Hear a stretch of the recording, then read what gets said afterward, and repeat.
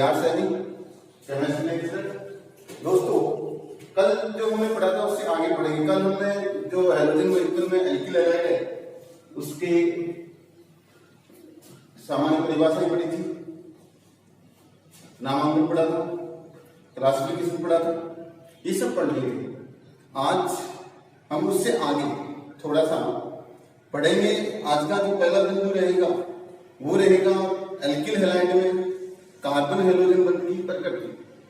Alkyl halide में carbon halogen बंध की प्रकृति रहेगी। देखो आज का बिंदु है कार्बन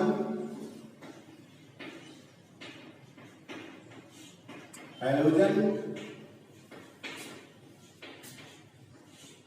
बंध की प्रकृति। ये आज का बिंदु है। कहने का तात्पर्य ये हो गया दोस्तों कि अपने पास जैसे ये कार्बन है, इसकी संयोजकता है 4, एक तरफ क्या जुड़ा हुआ है, हैलोजन जुड़ा हुआ है। अब इस बंध की प्रकृति, ये क्या है, कार्बन हैलोजन बंध है। इस बंध की प्रकृति क्या है, इसके बारे में आज अपने को अध्ययन करना है। तो दोस्तों इसमें देखना सीधी सी नजर आ रहा है, सिंपल सी बात है क्या कि कार्बन है, इस कार्बन का संकरण यानी एल्किल हैलाइड में यहाँ कार्बन का संकरण है वो sp3 है। कहने का तात्पर्य कार्बन के 4 sp3 संकरित कक्षक, जिनमें से 3 तो इनके साथ पीछे अन्य संकरण एक हाइड्रोजन द्वारा संयोजित है। या मैं ऐसा कह दूं कि इस कार्बन हैलोजन बंध की प्रकृति को समझाने के लिए सबसे बढ़िया एग्जांपल, सबसे छोटा एग्जांपल हम ले लेते हैं CH3Cl, जिसका नाम है मैथिल क्लोराइड। क्या नाम है दोस्तों इसका, मैथिल क्लोराइड। मैथिल क्लोराइड के आधार पर अपने को C अक्ष बंध की प्रकृति समझाना है। देखो इसमें समझना ये है, मैथिल क्लोराइड में अपने को समझने की बात ये है कि कार्बन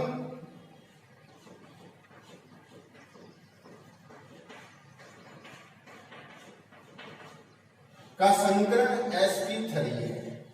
कार्बन का संकरण कैसा है, sp3, ठीक है। तो कार्बन के sp3 संकरित कक्षक, जैसे ये कार्बन है, इसका ये एक sp3 संकरित कक्षक, ये दूसरा sp3 संकरित कक्षक, ये तीसरा और ये चौथा sp3 संकरित, ये भी sp3 संकरित कक्षक है, ये भी sp3 संकरित कक्षक, और ये भी sp3 और ये भी sp3 संकरित कक्षक है। इनमें से इन 3 sp3 संकरित कक्षकों से तो हाइड्रोजन अतिव्यापन करके सिग्मा बॉन्ड बना रहा है। कौन सा बॉन्ड बना रहा है, सिग्मा बॉन्ड। कौन, हाइड्रोजन अतिव्यापन करके सिग्मा बॉन्ड बना रहा है। और इधर एक हाइड्रोजन ये भी सिग्मा बॉन्ड बनाएगा और ये भी हाइड्रोजन है वो मिलकर क्या बनाएगा, सिग्मा बॉन्ड बनाएगा। ठीक है दोस्तों। अब देखो अपने पास ये sp3 संकरित कक्षक और हैलोजन, यानी यहाँ पर क्लोरीन है। अगर मैं क्लोरीन के स्थान पर हैलोजन कोई भी रखूं तो हैलोजन का pz कक्षक, हैलोजन का कौन सा, pz कक्षक, इसका हैलोजन का pz कक्षक, जैसे मान लो मेरे पास मैं कहूं फ्लोरीन ले लेता हूं तो फ्लोरीन के लिए क्या है, pz कक्षक आ जाएगा। अगर क्लोरीन लेता हूं तो इसके लिए 3pz कक्षक आ जाएगा। और अगर इसके स्थान पर ब्रोमीन लेता हूं तो 4pz कक्षक आ जाएगा। और आयोडीन लेता हूं तो 5pz कक्षक आ जाएगा। ये क्या करेंगे, इस sp3 संकरित कक्षक से अतिव्यापन करेंगे। अब p कक्षक है, p है तो 2 प्रकार के अपन दर्शाते हैं। जैसे आपको याद में पढ़ा भी होगा कि 2 प्रकार के कौन कौन से, तो सम अक्षीय अतिव्यापन और एक सम पार्श्वीय अतिव्यापन, यानी साइड टू साइड ओवरलैपिंग और एंड टू एंड ओवरलैपिंग। देखो ये ओवरलैपिंग हो रही है, ये अतिव्यापन हो रहा है, वो हो रहा है एंड टू एंड। इसका सिरा और इसका सिरा दोनों अतिव्यापन कर रहे हैं और बन क्या रहा है यहाँ पर सिग्मा बॉन्ड का निर्माण हो रहा है। ये कौन सा है? पीजे कक्षक है। ठीक है, अगर क्लोरीन लेते हैं तो 3pj कक्षक, फ्लोरीन लेते हैं तो 2pj कक्षक, और ब्रोमीन लेते हैं तो 4pj कक्षक, और आयोडीन लेते हैं 5pj कक्षक कहा जाएगा इसको। अब ये अतिनापन हुआ, मतलब ये हो गया, ये तो sp3 संकरित कक्षक और pj कक्षक के मध्य सम अक्षीय अतिनापन से इस बंध का निर्माण हो रहा है। कौन से बंध का? C अक्ष बंध का निर्माण हो रहा है। इसी को क्या बोलते हैं? CH3Cl की कक्षीय आकृति, जो परीक्षा में कई बार पूछ लिया गया है। ठीक है दोस्तों, समझ में आया? अब अपने को बात क्या करनी है कि जो बंध है, जैसे ये है, अब इसमें से इस बंध के इलेक्ट्रॉन, बंधित इलेक्ट्रॉन, ये क्या बंधित इलेक्ट्रॉन क्या करेंगे? विद्युत ऋणी परमाणु, विद्युत ऋणी परमाणु कौन है? हैलोजन। इसकी तरफ क्या होगा? आकर्षित हो जाएंगे, स्थानांतरित हो जाएंगे। स्थानांतरित होने से इधर तो क्या जाएगा? आंशिक ऋणावेश। हैलोजन को तो क्या जाएगा? आंशिक ऋणावेश, क्योंकि इलेक्ट्रॉन क्या है? इधर स्थानांतरित हुए हैं। और कार्बन पे क्या आएगा? आंशिक धनात्मक आवेश। इस प्रकार से क्या होगा? अपने पास बंध का ध्रुवीकरण हो जाएगा। बंध क्या हो जाएगा? ध्रुवीकरण हो जाएगा। बंध क्या है? धनात्मक और ऋणात्मक भाग में बदल जाएगा। इसलिए इस बंध को हम क्या कहेंगे? ध्रुवीय सहसंयोजी बंध कहते हैं। यानी इस बंध की प्रकृति कैसी हो जाएगी? ध्रुवीय सहसंयोजी प्रकृति हो जाएगी। ठीक है दोस्तों, एक बार दोबारा देखना कि कार्बन हैलोजन बंध की प्रकृति, यानी एल्किल हैलाइड में कार्बन हैलोजन बंध की प्रकृति के बारे में पढ़ रहे हैं, जिसको हम मेथिल क्लोराइड के द्वारा समझाने का प्रयास करें। मेथिल क्लोराइड में जो कार्बन है वो sp3 संकरित है। sp3 संकरित कार्बन के 4 कक्षक है, जिनमें से 3 से तो क्या है? हाइड्रोजन बंधित है, और 1 से क्या है?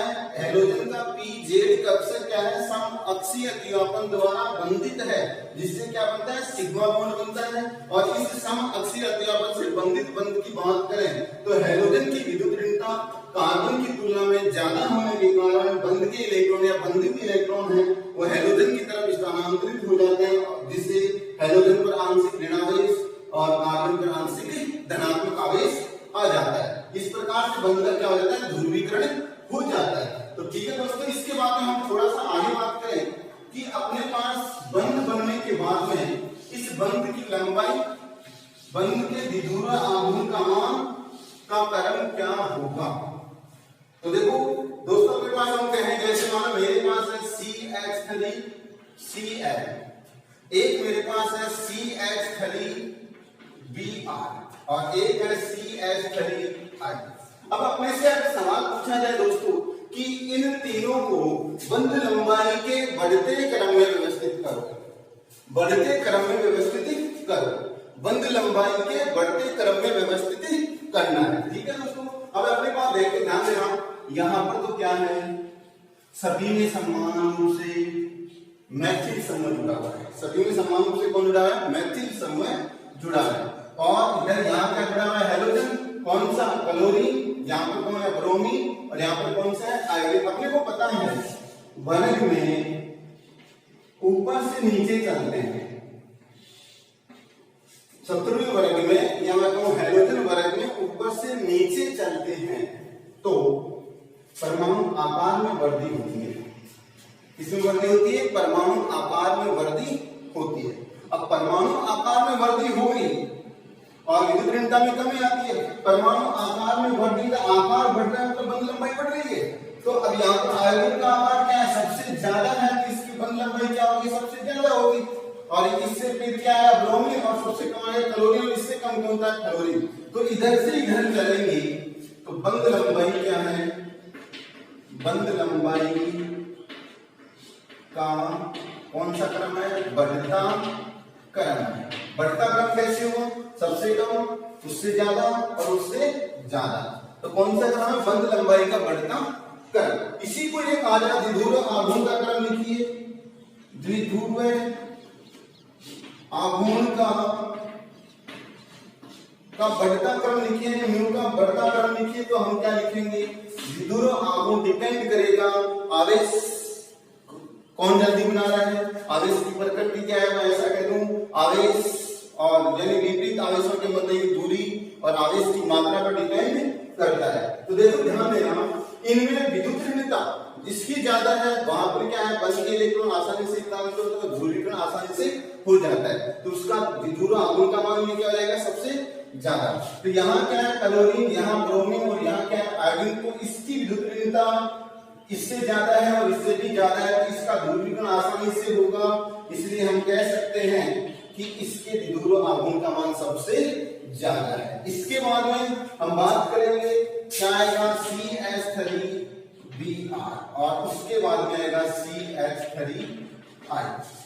तो ये किसका क्रम हो जाएगा, विद्युत आघूर्ण का क्रम हो जाएगा। पूछा जाए कि कौन सा क्रम, बढ़ता क्रम है या फिर घटता क्रम है, तो ध्यान देना सबसे ज्यादा, उससे कम, सबसे कम, स्पष्ट नजर आ रहा है क्यों, क्या है, घटता क्रम है। ठीक है दोस्तों, इसके बाद में हम बात करें, अगर इसी से सवाल पूछ लिया जाए कि क्रियाशीलता को बता दो इनकी, तो क्रियाशीलता सिंपल सी बात है, बंध जल्दी टूटेगा तो क्रियाशीलता उतना ही क्या होगी, ज्यादा होगी। यहाँ पर बंध लंबाई ज्यादा है, बंध लंबाई ज्यादा, तो बंध को वियोजित करने के लिए आवश्यक ऊर्जा, जिसको बंध वियोजन ऊर्जा बोलते हैं, उसकी मात्रा कम रहेगी, और बंध वियोजन मात्रा कम है तो क्रियाशीलता क्या होगी, इसकी ज्यादा होगी। अगर इनकी क्रियाशीलता की बात करें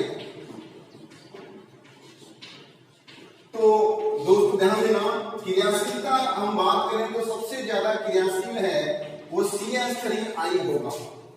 कौन होगा, CH3I, इसकी सबसे ज्यादा क्रियाशीलता होगी। उसके बाद में रहेगा CH3Br और उसके बाद में CH3Cl।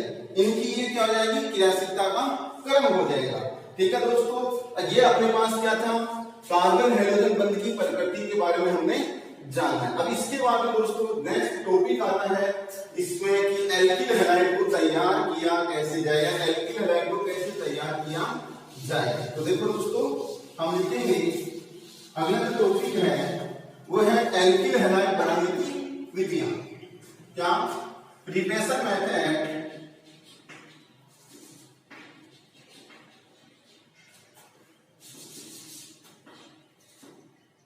यानी एल्किल हैलाइड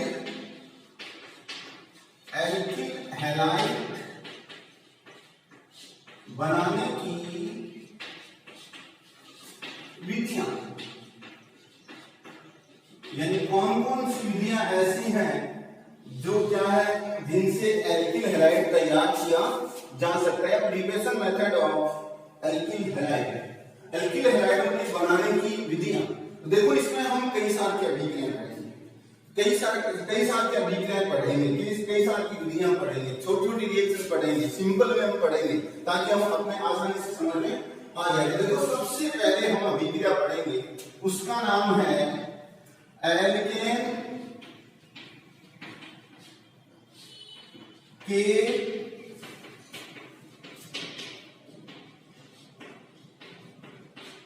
हैलोजेनीकरण से, यानी हैलोजिनेशन ऑफ एल्केन्स, एल्केन के हैलोजनीकरण से मतलब ये हो गया कि एल्केन की अभिक्रिया आपको हैलोजन के साथ करवानी है। किसकी अभिक्रिया, एल्केन की अभिक्रिया हैलोजन के साथ करवानी है। किसकी उपस्थिति में, प्रकाश की उपस्थिति में, उच्च ताप पर, यानी in presence of light and high temperature, यानी उच्च ताप व प्रकाश की उपस्थिति में अपने को एल्केन की क्रिया हैलोजन से करवानी है। कहने का तात्पर्य हम लिखेंगे एल्केन की अभिक्रिया प्रकाश व उच्च ताप पर हैलोजन से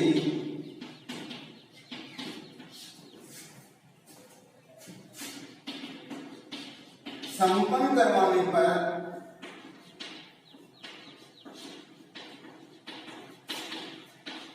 हैलोजन या एल्किल हैलाइड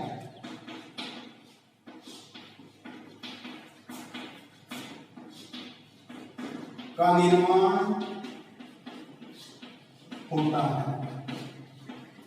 ठीक है दोस्तों, अपने को हमने लिखा एल्केन की अभिक्रिया प्रकाश या उच्च ताप पर हैलोजन के साथ संपन्न करवाने पर एल्किल हैलाइड का निर्माण होता है। किसका निर्माण होता है? एल्किल हैलाइड का निर्माण होता है।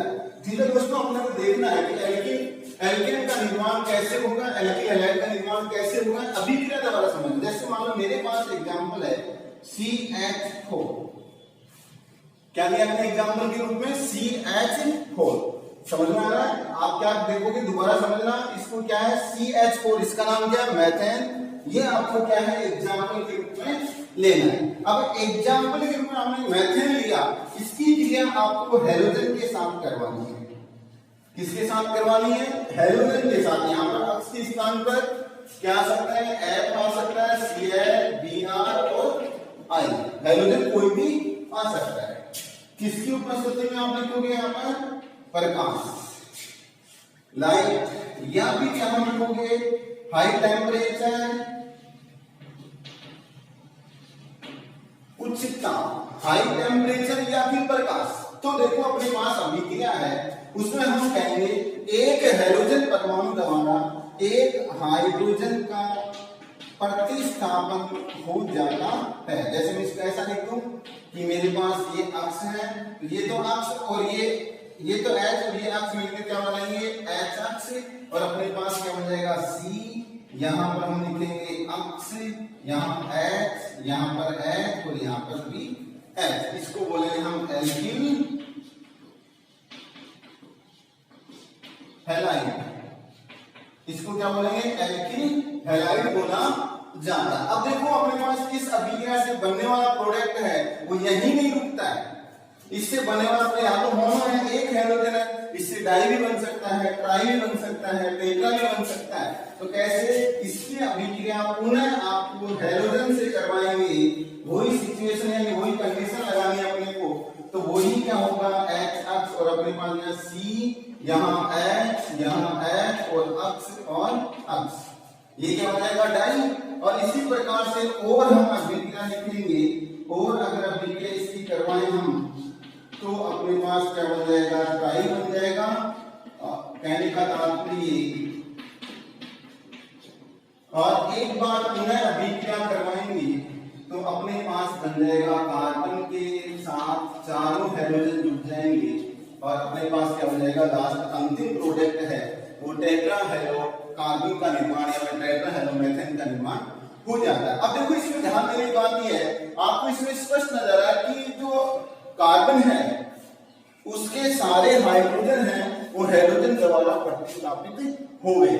इसके द्वारा हैलोजन द्वारा प्रतिस्थापित हो गए। अब देखो कई बार अपने सवाल पूछ लेता है, अन्य एग्जांपल देकर पूछता है बताओ क्या कैसे बनेगा। तो अपने सिर्फ समझने की बात ये है, अगर इसमें तो सारे एक ही समान हाइड्रोजन है, अगर हाइड्रोजन की प्रकृति अलग रहे, यहाँ पर अलग अलग एल्किल संबंध है, फिर अपने से पूछा जाए बताओ क्या है, तो कैसे जाने। देखो ये अभिक्रिया आपके समझ में आए, इसको आप नोट कर सकते हो। इसके बाद हम आगे जस्ट पढ़ेंगे।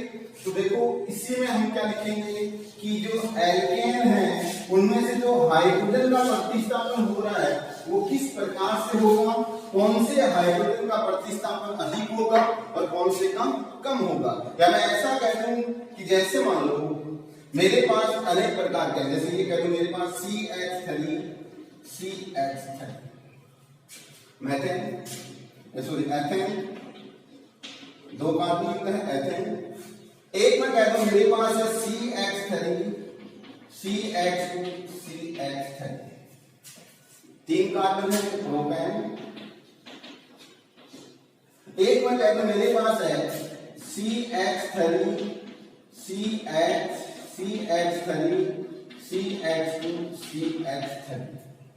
पांच कार्बन है, एक प्रतिस्थापी है, तो हम क्या लिखते हैं 2 मेथिल ब्यूटेन, आईपीसी नाम है। ठीक है, अब देखो समझना, इसमें दोनों कार्बन 1 डिग्री है, इसमें ये 1 डिग्री है और ये 2 डिग्री है और ये भी क्या है 1 डिग्री है, क्योंकि ये कार्बन है, दो कार्बन से जुड़ा हुआ है। इसमें देखो ये 1 डिग्री है, ये भी 1 डिग्री है, ये कैसा है 3 डिग्री है, ये 2 डिग्री है और ये कैसा है 1 डिग्री है। तो दोस्तों समझना अपने पास अपने से ये पूछा जाए कि अगर हाइड्रोजन अलग अलग प्रकार के हैं और फिर हाइड्रोजन का प्रतिस्थापन होगा, हाइड्रोजन कौन से हाइड्रोजन का पहले प्रतिस्थापन करवाएगा? तो देखो अपने पास क्या होगा, इसकी बात करेंगे 1 डिग्री दोनों के, इसमें तो कोई भी कैसे भी बिक रहा है तो कोई सा भी हाइड्रोजन सेम बात है। यहाँ अगर हम बात करें तो इनमें अगर इसकी क्रिया हम कहें जैसे देखिए CH3, फिर यहाँ लिखे CH2 और यहाँ लिखे CH3, फिर क्रिया करो जैसे मैं यहाँ पर हाइड्रोजन के स्थान पर क्लोरीन ले लेता हूँ और फिर कहा जाए कि प्रकाश की उपस्थिति में अभिक्रिया संपन्न करो क्या प्रोडक्ट बनेगा। ठीक है, देखो देखिए इसमें प्रोडक्ट हम 2 प्रकार के बनेंगे। कितने प्रकार के बनेंगे? 2 प्रकार। कौन से हो सकता है? यानी अपने पास हम कहें कि यहाँ पर ये 2 डिग्री है, ये 1 डिग्री है, तो दोनों का प्रतिस्थापन अलग अलग प्रोडक्ट बनेंगे। एक बार एक का प्रतिस्थापन और एक बार एक और। ज्यादा प्रतिस्थापन किसका होगा? आसानी से किसका होगा? पहले 2 डिग्री का होगा, तो हम क्या लिखेंगे? पहले जो प्रोडक्ट बनेगा वो ये होगा,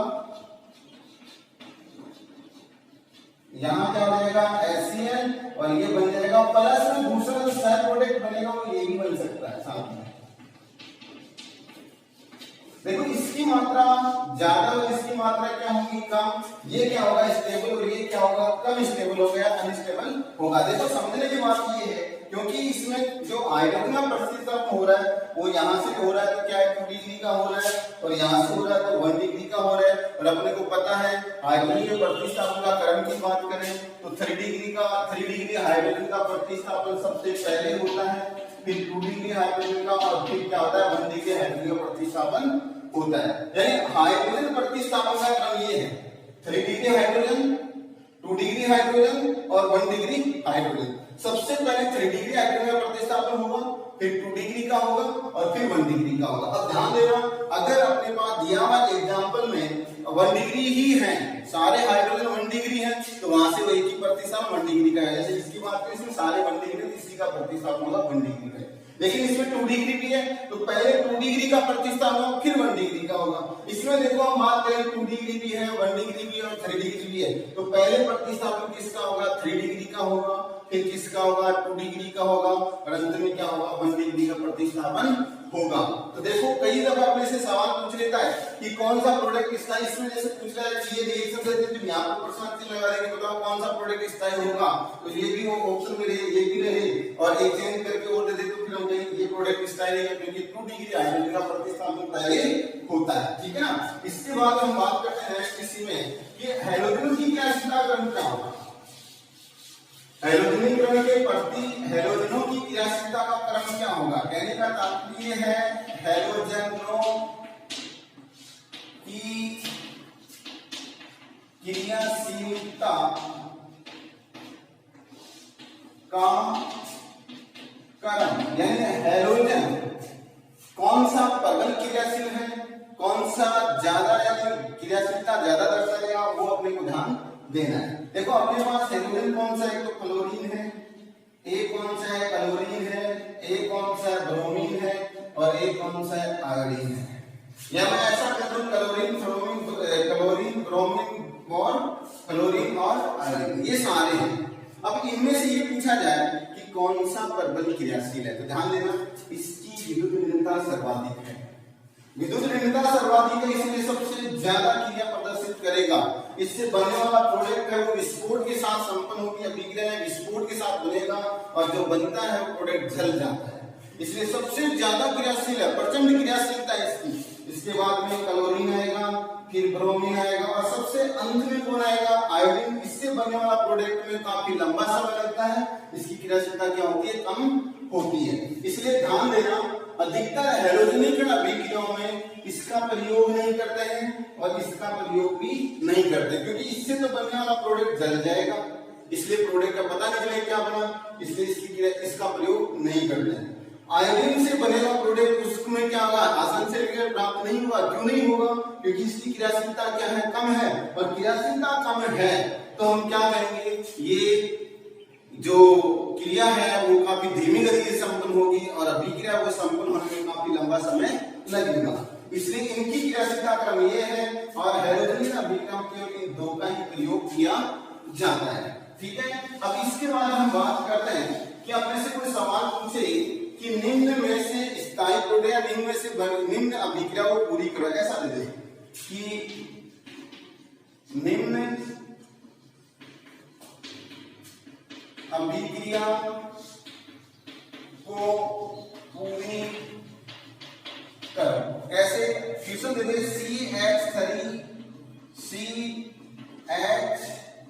CH3 और CH3। यहां मैं कहता हूं CH3 और यहां कहता हूं CH2। अभी हम लिखा भी था। अब इसकी क्रिया आपसे कहा गया कि आप लोग इसकी क्रिया क्लोरीन के साथ करो सूर्य के प्रकाश की उपस्थिति में। तो यहां क्या प्रोडक्ट बनेगा? अगर आपकी रिएक्शन समझ गए तो आप आसानी से प्रोडक्ट बना दोगे। कैसे बनाओगे? देखो, अपने को यहाँ प्रोडक्ट लिखना है। प्रोडक्ट लिखने के लिए अपने को थोड़ा सा ध्यान देना पड़ेगा। ये क्या है? एल्केन है। एल्केन में आपको क्या करना है? हाइड्रोजन देखने हैं। ये 1 डिग्री कार्बन तो इस जुड़ने वाला हाइड्रोजन 1 डिग्री है। ये 3 डिग्री है तो 3 डिग्री कार्बन जुड़ने वाला हाइड्रोजन भी क्या है? 3 डिग्री हाइड्रोजन कहलाते हैं। ये 2 डिग्री है तो 2 डिग्री है। ये 1 डिग्री है तो 1 डिग्री है और ये 1 डिग्री तो 1 डिग्री। अब अपना हाइड्रोजन के प्रतिस्थापन का क्रम क्या था? 3 डिग्री हाइड्रोजन पहले प्रतिस्थापित हो रहा था, फिर 2 डिग्री हाइड्रोजन प्रतिस्थापित होगा और फिर क्या होगा? 1 डिग्री हाइड्रोजन प्रतिस्थापित होगा। तो हम क्या लिखेंगे? यहाँ पर 3 डिग्री हाइड्रोजन को ढूंढेंगे। कहाँ है 3 डिग्री हाइड्रोजन? तो देखो, ये 1 डिग्री, ये 2 डिग्री और ये क्या है? 3 डिग्री। तो इसका प्रतिस्थापन हेलोजन द्वारा करवाएंगे तो हम क्या लिखेंगे? HCl बन जाएगा और प्रोडक्ट क्या बनेगा? CH3, यहाँ Cl, CH3, CH2, CH3। ये प्रोडक्ट क्या होगा? इसका ही प्रोडक्ट प्राप्त होगा। ठीक है।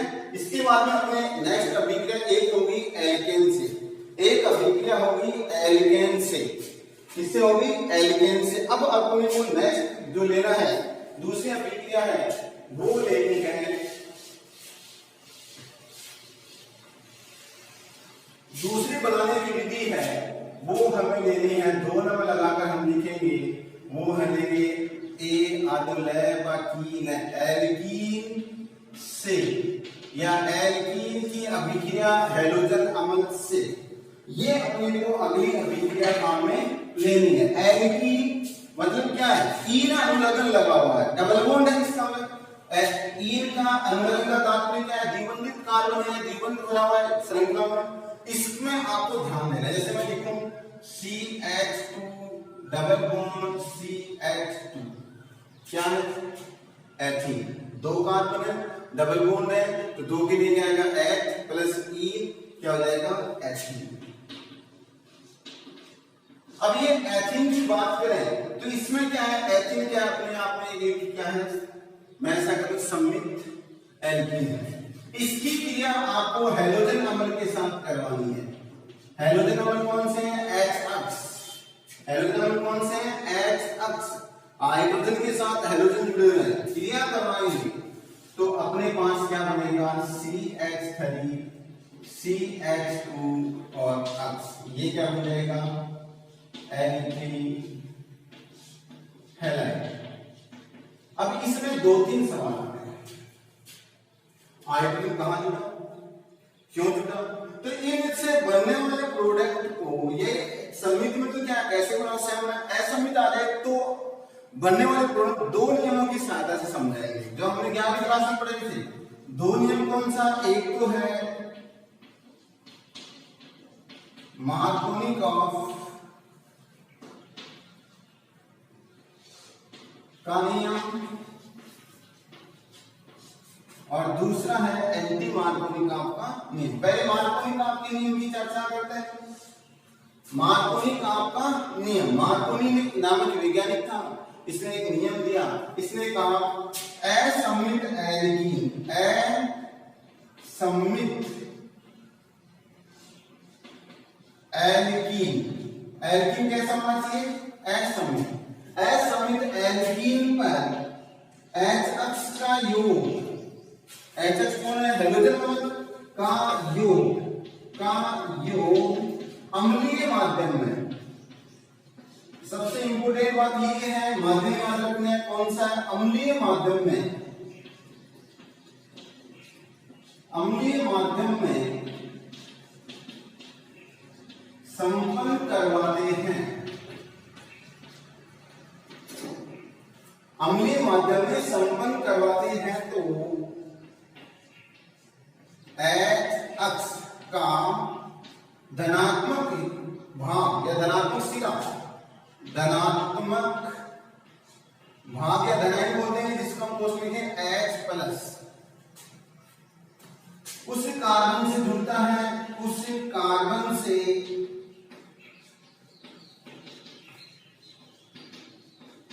जुड़ता है जिसके पास पहले से हाइड्रोजन अधिक होते हैं।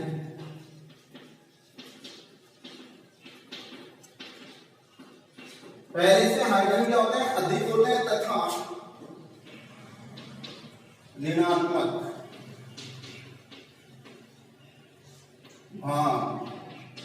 कौन सा अक्ष माइनस कम हाइड्रोजन युक्त कार्बन से जुड़ता है। समझे अपने को क्या, असमित एल्कीन पर H अक्ष का योग अम्लीय माध्यम में संपन्न करवाते हैं। किसका योग, H अक्ष का योग अम्लीय माध्यम में संपन्न करवाते हैं तो H अक्ष का हैलोजन अम्ल का धनात्मक भाग कौन सा, H प्लस, उस कार्बन से जुड़ता है जिसके पास पहले से हाइड्रोजन क्या होते हैं, अधिक होते हैं, और ऋणात्मक भाग क्या है, कम हाइड्रोजन कार्बन से जुड़ता है। जैसे इसको एक एग्जांपल के द्वारा समझाया जाए कि एक एग्जांपल लेते हैं फिर इसको समझाते हैं। सबसे पहली बात ये है असमित एल्कीन क्या होता है। असमित का मतलब हो गया, जैसे मान लीजिए कार्बन है, डबल द्विबंधित दो कार्बन मान लीजिए, ये तो क्या होगा, एल्कीन का भाग होगा। अगर इनसे समान प्रतिस्थापित जुड़े हैं तो सममित, और अगर असमान जुड़े तो क्या हो जाएगा, असमित। जैसे मैं इससे जोड़ दूं यहाँ H और यहाँ भी H, लेकिन यहाँ जोड़ दूं, एक जोड़ दूं H और एक जोड़ देता हूं CH3।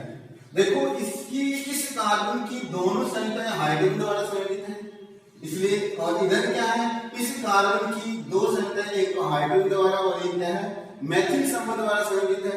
इसलिए ध्यान देना ये कैसा है, असमित है। ऐसा है कि क्या लिखेंगे, CH3 CH double bond CH2, असमित है लेकिन इसको बोलेंगे प्रोपीन।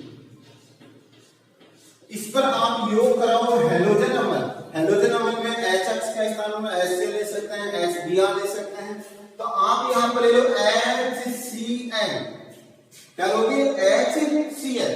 किसकी उपस्थिति में, हमने यहां लिखा अम्लीय माध्यम में, अम्ल के रूप में, आप अम्लीय माध्यम के रूप में आप यहां प्रोटॉन लिख दो, जो किसको दर्शा रहा है, किसको शो कर रहा है, अम्लीय माध्यम को शो कर रहा है, अम्लीय माध्यम को प्रदर्शित कर रहा है। तो देखो अब ध्यान देने की बात ये, प्रोटॉन की उपस्थिति में हो रही अभिक्रिया, आप कहोगे ये विद्युत ऋणात्मक परमाणु है, ऋणात्मक, ये क्या है, प्लस। अब देखो इसमें अधिक हाइड्रोजन युक्त कार्बन, ये लिखा पहले से अधिक हाइड्रोजन है। यहाँ पर देखो इसके पास 2 हाइड्रोजन है, इसके पास 1 हाइड्रोजन है, तो द्विबंधित कार्बन में से हाइड्रोजन ज्यादा किसके पास है, इसके पास है।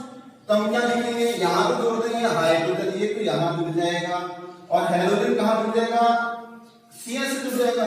तो हमारे पास जो प्रोडक्ट बनेगा वो क्या बनेगा, CH3 CH, यहाँ पर क्या आएगा CH, और यहाँ पर क्या हो जाएगा CH3। इसका नाम हो जाएगा 2 क्लोरो, क्या नाम होगा, 2 क्लोरो प्रोपेन। क्या नाम होगा दोस्तों, 2 क्लोरो प्रोपेन इसका नाम होगा। किसका नाम होगा, ये इससे बने वाले प्रोडक्ट का नाम। ये किसको दर्शा रहा है, अम्लीय माध्यम को दर्शा रहा है। ये धनात्मक कांदा जिसके पास पहले से हाइड्रोजन परमाणु क्या है, ज्यादा है, और ऋणात्मक कांदा जहां हाइड्रोजन परमाणु क्या है, कम है। ये कौन से नियम की व्याख्या कर रहा है, मार्कोनी आपके नियम की व्याख्या कर रहा है। देखो इससे बनने वाला प्रोडक्ट 2 डिग्री बना हुआ है। कैसा बना हुआ है, 2 डिग्री बना हुआ है, स्टेबल है 1 डिग्री की तुलना में। अगर इसी के स्थान पर दूसरा एग्जांपल और ले लेते हैं, वो क्या, जैसे लो, मैं ऐसा लिखूं, मेरे पास है CH3 यानी CH3 डबल बॉन्ड CH3। इसकी बात करें अपने से तो सबसे पहले देखेंगे समित या असमित। देखो इसमें ध्यान देना, इस कार्बन की संरचना एक हाइड्रोजन द्वारा और एक मैथिल समूह द्वारा, और इधर दोनों इसकी दोनों संरचना किसके द्वारा, मैथिल द्वारा, असमित है। इस पर आप योग कराओगे किसका, HCl का योग करवा रहे हो, इसका योग करवा रहे हो HCl का, यहाँ पर HBr को ले सकते हो। अम्लीय माध्यम में कराओगे, माध्यम कैसा है, अम्लीय माध्यम है। तो देखो आप क्या कहोगे, H प्रोटॉन का योग कहां होगा, जहां पहले से H ज्यादा है, द्विबंधित कार्बन में जहां पहले से H क्या है, ज्यादा है, तो इस पर याद हो जाएगा, हम लिखेंगे CH3, यहाँ तो क्या रहेगा, CH के साथ हो जाएगा CH2 और यहाँ CH3 और यहाँ क्या मिलेगा CH। अब दोस्तों इसका नाम क्या होगा, तो नाम के लिए हम क्या करेंगे, पहले श्रृंखला चयन करेंगे, 1 2 3 4 लंबी श्रृंखला 4 की नंबरिंग देंगे, 1 2 3 4, तो हम लिखेंगे 2 क्लोरो 2 मैथिल, 4 के लिए क्या आता है, ब्यूटेन, क्या आएगा, ब्यूटेन। तो दोस्तों समझ में आया मार्कोनी का आपका नियम, हमने दो एग्जाम्पल दिए मार्कोनी का आपके नियम के। पहला वन प्रोपीन लिया या वन प्रोपीन लिया, दूसरा हमारे पास क्या है, इसका नाम 2 मैथिल ब्यूटीन या 2 ब्यूटीन, इसका क्या है, आईयूपीएसी नाम है। ठीक है दोस्तों, इसके बाद में हम बात करेंगे एंटी मार्कोनी का आपके नियम की बात करेंगे। किसके नियम की बात करेंगे, एंटी मार्कोनी का आपके नियम की बात करेंगे। ठीक है दोस्तों, अब देखो अपने को बात क्या करनी है, अपने को बात करनी है एंटी मार्कोनी का आपके नियम की। तो दोस्तों एंटी मार्कोनी का आपका नियम हम अगले वीडियो में पढ़ेंगे, लगातार आप देखोगे तो आपके समझ में आएगा। इसलिए नेक्स्ट वीडियो में पहला टॉपिक ही अपना क्या रहेगा, एंटी मार्कोनी का आपका नियम रहेगा। हमने इसमें क्या पढ़ा, मार्कोनी का आपका नियम पढ़ा, आपको बैठ कर क्या करना है, मार्कोनी का आपके नियम से संबंधित और भी एग्जाम्पल हल करना है। ठीक है दोस्तों।